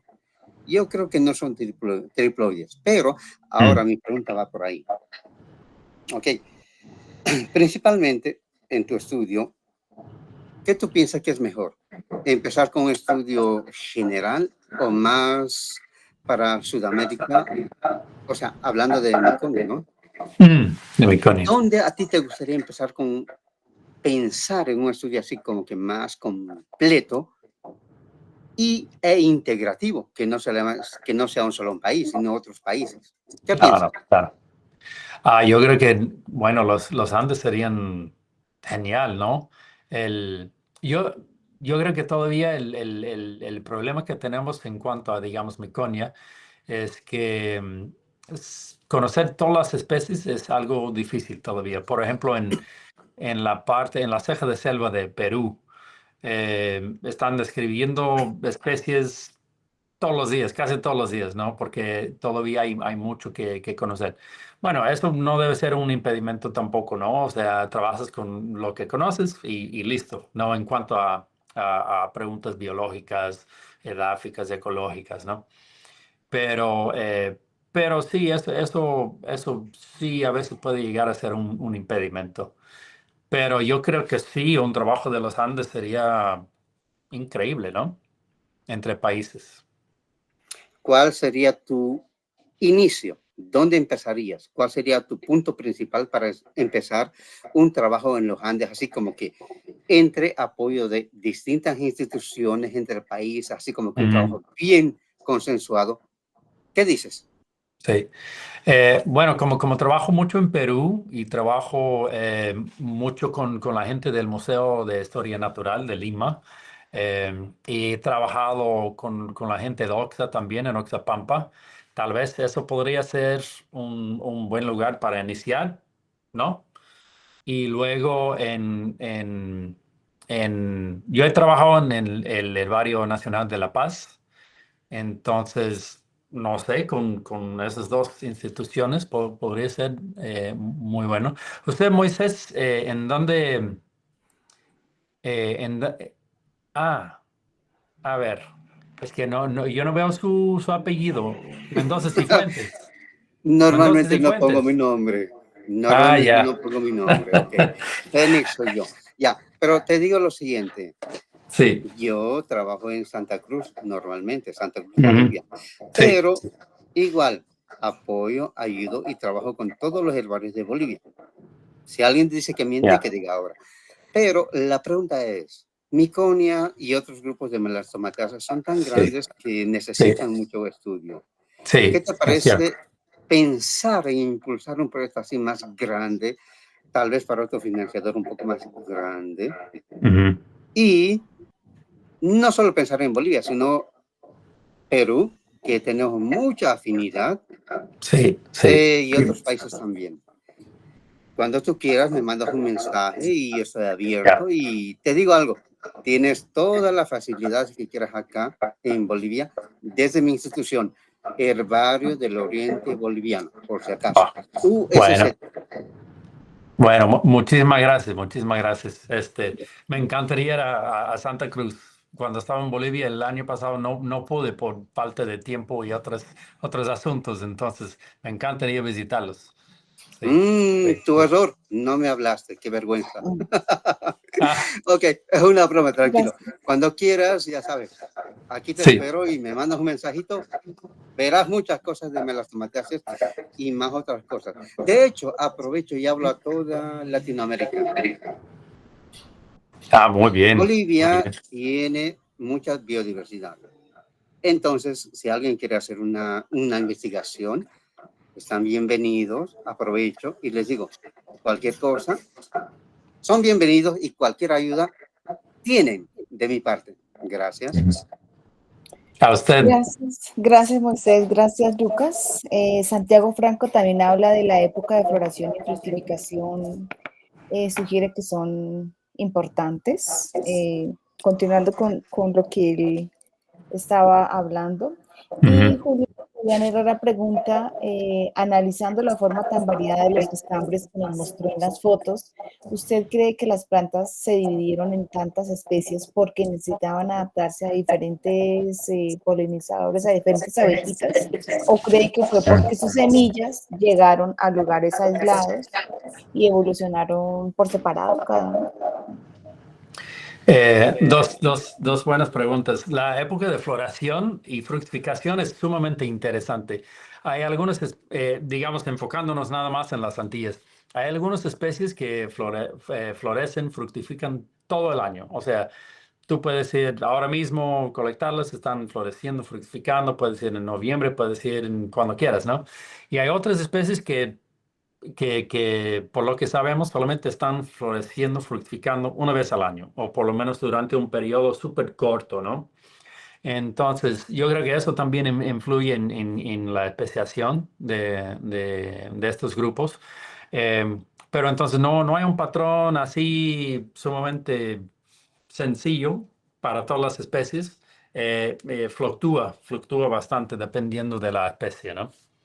La otra cosa en cuanto a los estambres, sí, eso es algo interesante, ¿no? Un grupo como Miconias que realmente no tiene tanta diversidad en los estambres, pero tienen cambios, tienen formas diferentes, tienen tamaños diferentes.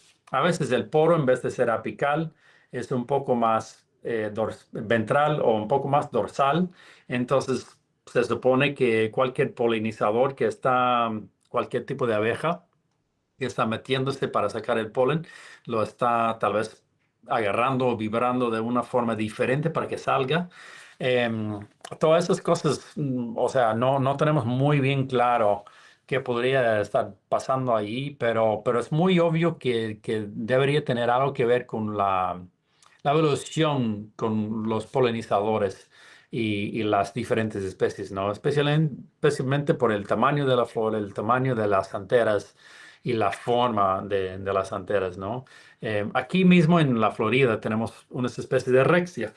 Algunos tienen las anteras bastante grandes, amarillentos, otros tienen las anteras, las tecas, blanquecinas, muy chiquitas.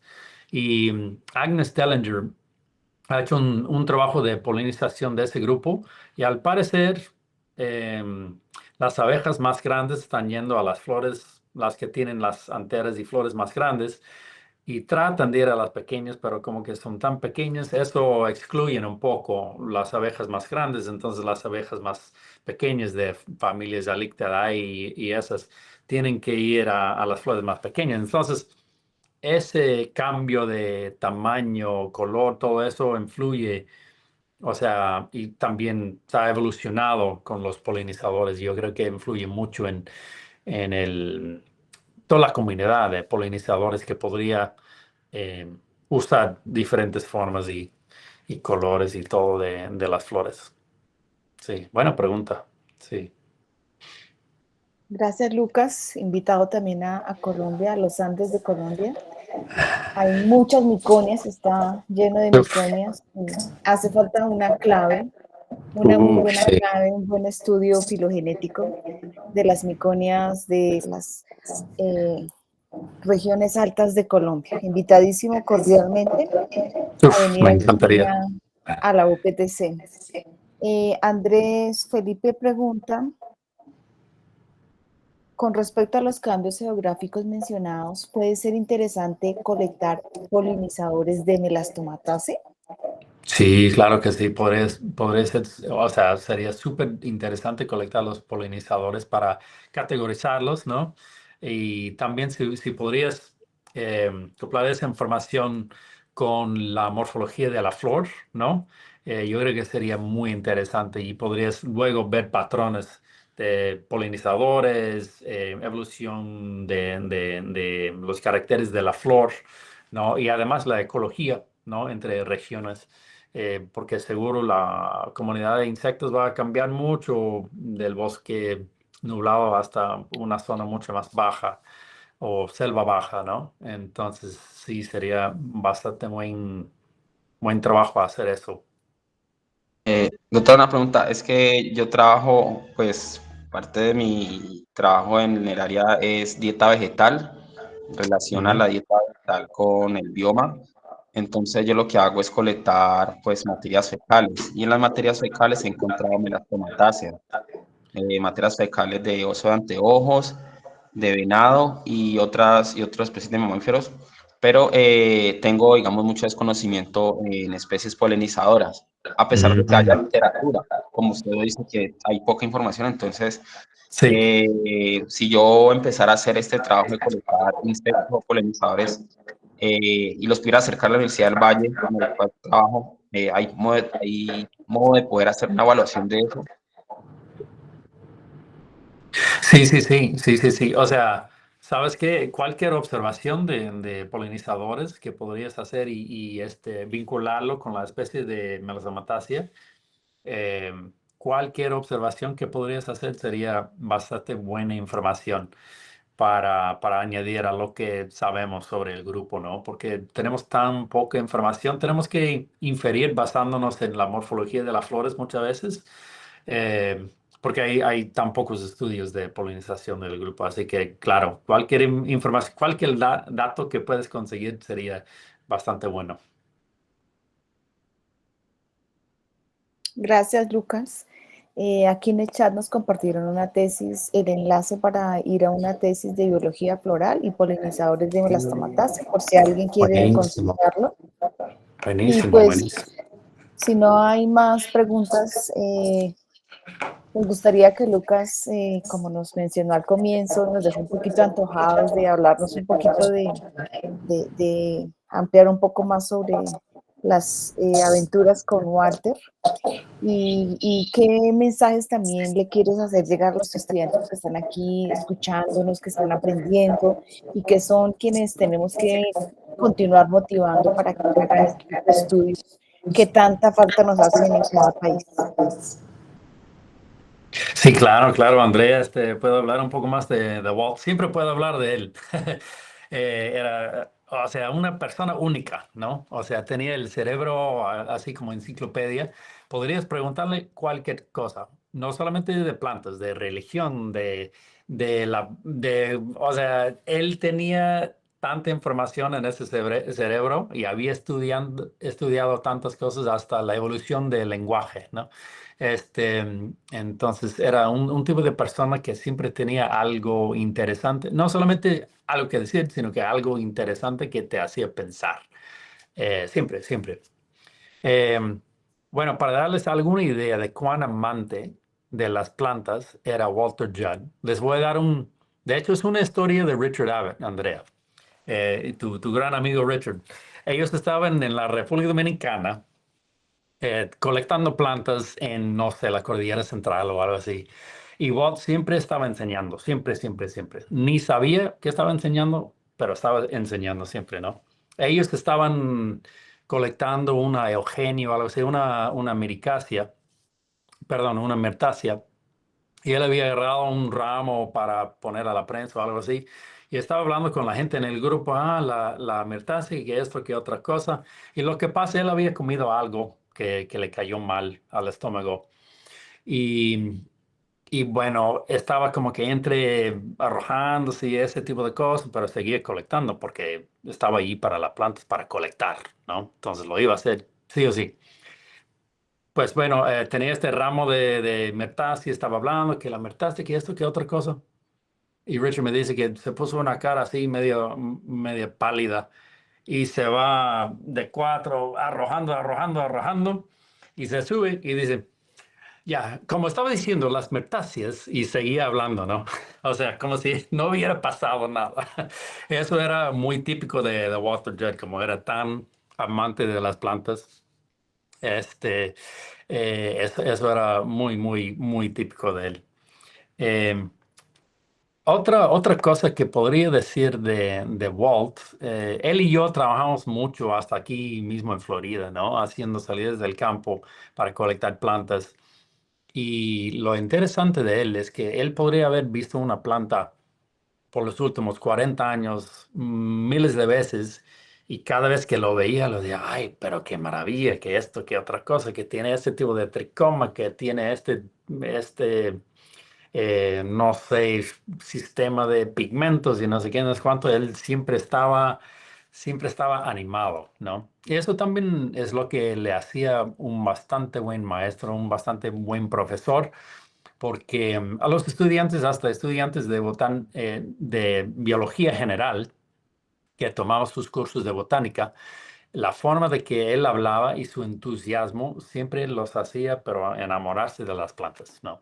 Podría haber sido una persona que jamás había visto una planta en su vida, no sabía ni diferenciar un pino de una gramínea, y toma la clase de Walt y al final están, las plantas, ¿no? Por la forma de ser, de cómo era Walt, ¿no?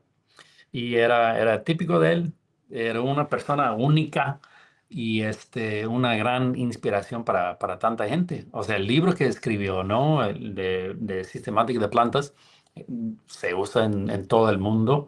La manera en que explicaba cosas era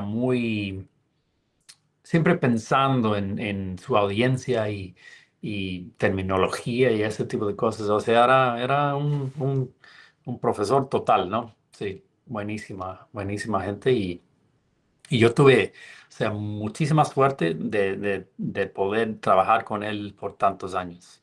¿Qué puedo decir? Este, soy una persona con mucha suerte por haberlo conocido y trabajado con él por tanto tiempo. Eh, a ver, ¿qué más les podría comentar de Walt? Eh, Era una persona muy enfocada. Yo no entiendo cómo se podría enfocar de la manera en que enfocaba él, pero decía, hoy voy a hacer tal cosa y nada me va a distraer. Y lo hacía y lo terminaba y listo. Yo siempre trataba de entender cómo lo hacía para poder incorporar eso a mi trabajo y yo ando haciendo 10 20 cosas a la vez y no terminando nada a veces, ¿no? Pero él tenía este tipo de mente de que ya voy a hacer tal y tal cosa, tal vez cerraba su correo y otra cosa y ¡boom! Y lo hacía y listo, ¿no? Y tenía esa facilidad, ese tipo de compartimentalizar su mente, ¿no? Para poder hacer lo que tenía que hacer y terminarlo. Hola, puedo aprovechar y preguntar una cosa. Sí, Mauricio sí. Espinosa de nuevo. ¿Qué es lo mejor que aprendiste de todos tus profesores? Uf, yo diría lo mejor que aprendí de Walt. Hay No, tantas, dije de todos hay- tus profesores. de Hola, todos, disculpa, dije de todos, no de de uno. Digo, todos. si se puede, disculpa, pero así, para Sí, empezar. sí. Yo diría lo mejor que aprendí de todos mis profesores, de todos, era tener la mente abierta, trabajar duro, trabajar fuerte y ser colaborador, todo lo que se pueda y ser bueno, abierto. Eso es lo que aprendí de todos, ¿no? Este, y tratar de involucrar a todos también, ¿no? Todos ellos siempre eran muy, como que no solamente compartían sus conocimientos, sino que siempre trataban de integrar a todos, ¿no? ¿Quieres escuchar lo que aprendí de mis profesores? Sí. Digo, si hay tiempo, no sé qué dicen los demás. ¿Hay tiempo? Sí, pues. Ok. Bueno, de Bolivia te digo lo siguiente. Y me parece muy bien, así que hay un espacio de hablar abierto, tranquilo. Y ya te dije, ya te invité a mi país. Yo, escucha, o anótalo bien. J. Moisés Mendoza F. Tuve 3 profesores botánicos muy importantes para mí. El primero, Michel Ni, que en su momento trabajaba en New York Botanical Garden. El segundo, John Wood, que trabajaba entre el Kew y Oxford University. Y el tercero, el herbario LP, un alemán muy, muy bueno. Te digo que aprendí de ellos. El observar bien cada cosa. Cada uno tenía su metodología diferente, distinta. Uno ponía sus muestritas en la prensa, otro ponía en otra cosa, pero yo decidí aprovechar de los demás lo bueno. Y ahora yo creo que tengo una buena metodología. Entonces yo dije hace tiempo, y lo digo ahora, delante de todos, sin complicación, esos 3 son mis padres botánicos. Y por ello digo, como que yo, botánico boliviano, así como que Bolivia está tan pequeñita por ahí todavía, pero yo creo que Bolivia tiene mucho para explorar, conocer y integrar con todos los países vecinos. Por eso hice la invitación. Entonces, siempre, no hay una enseñanza pequeña, sino cuánto uno aprende. Gracias, yo digo a los 3 profesores e invito nuevamente Mike Nee, Stefan Beck, John Wood o a la inversa. E invito a todos los demás. Cuando quieran venir a Bolivia, escriban. Y más a ti también. Proyectos botánicos o lo que sea. Se puede hacer. Lo más complicado es que en Bolivia vas a encontrar más complicaciones taxonómicas que soluciones. Esa es la verdad. Saludos. Sí, muchas gracias. Muchas gracias, Moisés. Vives en un país muy hermoso, con una riqueza natural invaluable, incalculable. Muchas gracias por tus aportes. Lucas, ¿nos quieres a comentar algo más para los estudiantes? Un mensaje para los estudiantes. Pues sí, otra cosa que quería mencionar era sobre, y lo menciona Julián aquí, sobre el trabajo de campo. Para mí el trabajo de campo es esencial, ¿no? O sea, hay que trabajar todo en el herbario, en el laboratorio y por todas partes, pero el trabajo de campo es esencial realmente para entender no solamente las especies que estás encontrando y estudiando, pero también los patrones más grandes, ¿no? En el paisaje. Y y yo veo en ciertas zonas, por ejemplo, por ejemplo acá, yo veo que hay menos y menos estudiantes que están dedicándose tiempo para ir a hacer trabajo de campo. Y yo creo que en parte los trabajos a veces no tienen toda la información necesaria que necesitan para poder interpretar, por ejemplo, sus filogenias y otras cosas que están produciendo, ¿no? Entonces, el dedicarte a hacer trabajo de campo es sumamente importante, hacer los especímenes del herbario, los vouchers para los estudios que estamos haciendo, eso es sumamente importante. Y luego, obviamente, pasar tiempo en el herbario y estudiar las muestras es sumamente importante, ¿no? Y yo veo que eso se está perdiendo poco a poco en diferentes zonas y nada más quería mencionar eso y enfatizar la importancia, ¿no? Del trabajo de campo y porque las cosas que ves ahí no solamente te inspira, pero, pero te muestran cosas que no vas a ver en otro sitio, ¿no? Y cosas únicas y cosas que puedes integrar a tus estudios de cualquier grupo de organismo que sea. Pero sí, muy importante eso, muy importante.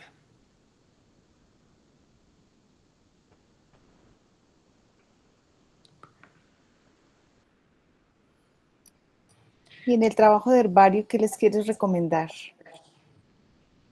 En cuanto al trabajo del herbario, bueno, como había mencionado Moisés, ser detallista es sumamente importante, ¿no? Eh, siempre poner mucha atención a lo que estás haciendo y tratar de, cuando estás empezando un proyecto, tratar de pensar un poco fuera de la caja en cuanto a los datos que tal vez necesites, ¿no? Eh, eh, conocer muy bien la literatura y además, porque todo eso te va a ayudar mucho en los trabajos del herbario, ¿no? Y siempre ser consciente de todo el trabajo que se ha hecho para formar un herbario, para mantener un herbario y dar crédito a todo este trabajo en las publicaciones, ¿no? Yo veo que eso es otra cosa que no siempre veo, diría especialmente acá, pero que la gente que usa los herbarios no simplemente dan crédito a los herbarios. Y eso es muy importante, ¿no? Porque son la base de todo lo que hacemos y son sumamente importantes y necesitan nuestro apoyo. Así que eso es algo que siempre quiero enfatizar, especialmente a los estudiantes, ¿no? Ser detallistas, respetar y usar los herbarios como se debería y reconocerlos, darles crédito. Sí, pero también diversificar los herbarios, que quiere decir hacer su trabajo de campo y traer sus especímenes para depositarlos en los herbarios. Y hacerlo bien también, con detalles, con las etiquetas, con toda la información necesaria. Pues sí, todo eso es muy importante. Yo soy amante de los herbarios, de las colecciones y siempre estoy empujando que la gente haga más y mejor en cuanto a los herbarios. Gracias, Lucas. Julián escribe en el chat. Muchísimas gracias por compartir su tiempo y su vasto conocimiento con nosotros. Su labor y su visión son una inspiración para el semillero. Nos deja una perspectiva invaluable sobre la evolución botánica y la importancia de la investigación en campo. También Andrés Felipe pregunta si sería importante reemplazar plantas introducidas para implementar las especies nativas para estudiar otros fenómenos. Uf, algo que sería excelente, ¿no? Si en todos los parques, si en las ciudades, en donde sea, si pudiéramos reemplazar las plantas introducidas por plantas nativas, sería genial. Yo siempre le he preguntado a mis colegas en Lima, en Perú, yo digo, oye, ustedes tienen euforbias plantadas por todas partes cuando podrías tener una browningia u otro cactus, ¿no? Que crece perfectamente bien en su tierra nativa. ¿Y por qué no lo hacen, no? Y es como en algunos lugares no hay tradición de hacer eso, pero hay tantas plantas ornamentales que son nativas en la mayoría de sus rangos. Sería buenísimo reemplazar las introducidas, cultivadas para algo nativa. Sí, sería bastante, y sería bueno para la fauna nativa también, ¿no? Estar con sus plantas nativas, entonces, buenísimo, sí, sería bueno. Hay gente que trata de hacer eso acá. Yo en mi jardín tengo muchas plantas nativas, pero bueno, a veces es difícil convencer a la comunidad, a la gente a hacer eso, ¿no? Y tener suficientes recursos, o sea, el material mismo que vas a plantar, a veces es difícil encontrarlo y tampoco quieres como que empujar a la gente que vaya a sacar cosas, ¿no? Para plantarlos en este tipo de espacios. Entonces, es un poco complicado. Sí. Gracias, Lucas. No sé si quieras comentarnos algo más para finalizar Ya. o si hay A más ver, preguntas. Julián parece que tiene otra pregunta sobre el complejo Miconia subcompresa. Ah, sí, sí, ¿Qué sí. pasó, Eliel? En el caso del complejo Miconia, disculpa, en Haití, Ah, donde vemos una segregación clara por elevación, ¿qué papel juega el aislamiento periférico frente a la evolución reticulada en la generación de esta diversidad montana tan estrechamente localizada? mm. Sí, bueno, parece ser eh, no tan evidente, o sea, el aislamiento periférico no parece ser tan evidente y no tenemos mucha evidencia todavía para reticulación, excepto por un grupo de Sagrea que está en elevaciones bajas, como entre 900 a 1100 metros. Tenemos algunas evidencias que podría estar ocurriendo hibridación entre algunas especies de ese grupo y también de Mecranium, porque hay muchas especies de Mecranium allí y hemos visto como que morfotipos intermedios entre diferentes especies en esa zona. Pero en cuanto a el aislamiento periférico, no parece ser tan importante en esa zona. No sé por qué exactamente, será por el tamaño tal vez de la cordillera. Eh, Parece ser más importante lo de los gradientes, elevaciones y cambios de nichos ecológicos. Sí. Pues muchas gracias por la pregunta. Yo diría de nuevo, Andrea, muchísimas gracias por invitarme hoy. Ha sido un placer hablar con ustedes y aprender de ustedes también. O sea, eso siempre yo digo, si no aprendes algo nuevo todos los días, entonces algo pasa, ¿no? Un día perdido. Siempre hay que aprender todos los días y eso he hecho hoy y me alegra mucho, me alegra haber estado con ustedes y que me han dado esta oportunidad y espero poder visitarlos pronto. Invitadísimo, Lucas, aquí a Sí, sí. Colombia.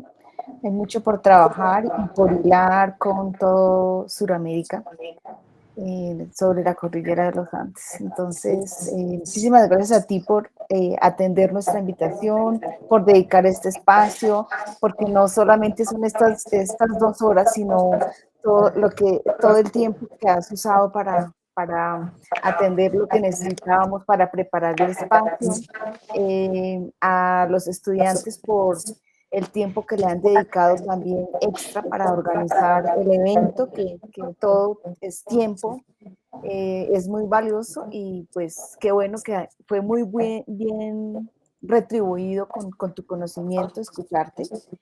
Y también gracias a la audiencia porque pues son ustedes quienes mantienen este tipo de eventos y nos alegra mucho haber tenido alrededor de 70 personas conectadas muy ávidas de este conocimiento. Y qué bonito haber recordado a Walt, esa persona tan maravillosa. Sé que seguramente por aquí en estos salones de clase, en estos espacios, en estos herbarios del mundo, se deben estar, no perdamos todavía la esperanza, yo estoy segura que se deben estar formando y preparando unos Walt chiquitos que luego van a dar pasos agigantados y nos van a ayudar con todo el trabajo que hace falta en la botánica. Entonces, qué bueno también volverte a ver, Lucas. Igual. Sé también de tu trabajo, de tu disciplina, de tu esfuerzo y admiramos aquí desde Colombia también todo tu trabajo. Y nos gustaría ya para finalizar, si gustan, que podamos abrir nuestras cámaras y podamos tomar una fotografía para tener el recuerdo de los asistentes y hacer una notica para ya las redes sociales. Invitados a que nos sigan en las redes sociales del semillero y pues próximamente subiremos la información de la videollamada al canal de YouTube del Semillero Sinapsis. Hola a todos. Bueno, ¿quién más? Abrir su cámara. A ver. Está lista. Vamos a buscar esta versión. Mosaic.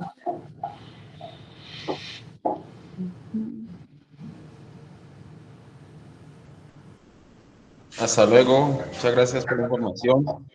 Espero que si alguien viene por acá para Llanos de Cali, pues acá estoy para servir. Yo trabajo con el herbario de la Universidad del Valle y aprendiendo siempre. Hola Marica.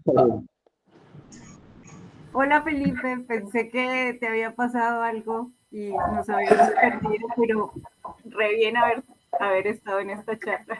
Gracias, Sí, ya Lucas. estamos.